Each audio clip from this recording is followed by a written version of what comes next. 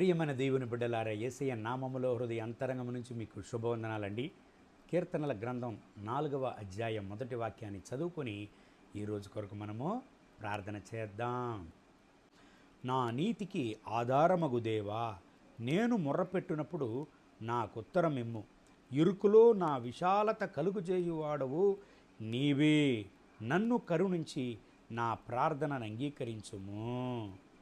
అవును ప్రియమైన దేవుని బిడ్డలారా, కీర్తనల గ్రంథం 4వ అధ్యాయంలో కీర్తనకారుడు తన కష్టకాలంలో దేవునికి మొర్రపెడుతున్నాడు.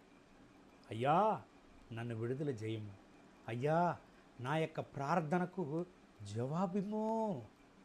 నా నీతికి ఆధారమగు దేవా, నా ప్రార్థనకు సదుత్తరాన్ని ఇమ్ము అని ప్రార్థన చేస్తున్నాడు ఆయన.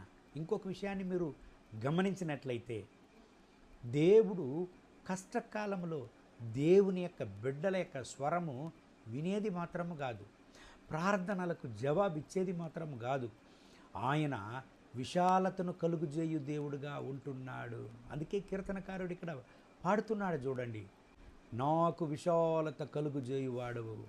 అవును ప్రియమైన దేవుని బిడ్డలారా, కీర్తనల గ్రంథం 91వ అధ్యాయం 14-15 వాక్యాన్ని చదివినట్లయితే, దేవుని బిడ్డలను, ఎన్నుకొన్నబడిన దేవుని యొక్క బిడ్డలను ఆపద కాలములో దేవుడు విడుదల చేసేది మాత్రము కాదు, ఆపద కాలములో దేవుని బిడ్డలకు దేవుడు సహాయం చేసేది మాత్రం కాదు, ఆయన హెచ్చించి ఘనపరచు దేవుడంట.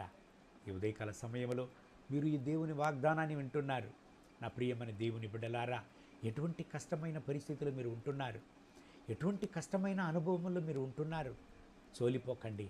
కష్టకాలంలో మీ యొక్క కన్నీటిని, మీ కన్నీటి ప్రార్థనను దేవుడు వినేది మాత్రం కాదు, మీ కన్నీటిని తుడిచేది మాత్రం కాదు, మీ యొక్క ఎల్లలను విశాలత చేయును దేవుడు. మీ యొక్క ఎల్లలను విశాలపరచును, మిమ్మల్ని విడుదల చేయును, మిమ్మల్ని ఆశీర్వదించి ఘనపరిచి హెచ్చించును. ఈ దేవుని వాగ్దానం ప్రకారం దేవుడు మిమ్మల్ని ఆశీర్వదించి ఈ రోజంతా నడుపునుగాక. కళ్ళు మూసి ప్రార్థన చేద్దామా? మహోన్నతమైన ప్రభువా, ఈ ఉదయకాల సమయంలో నాతో ఏకీభవించి ప్రార్థన చేసే నా ప్రియమైన దేవుని బిడ్డల కొరకు ప్రార్థన చేస్తున్నాను. వీళ్ళను ఆశీర్వదించండి, వీళ్ళ కష్టమైన పరిస్థితులను మార్చండి నాయనా. వీళ్ళ ఎల్లలను విశాలపరచండి నా రక్షక.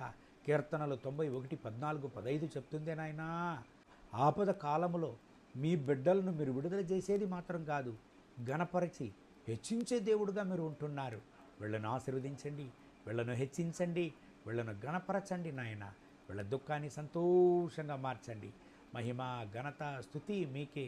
యేసయ్య నామములో వేడుకుంటున్నాం మా ప్రియ పరలోకపు తండ్రి. ఆమేన్, ఆమేన్.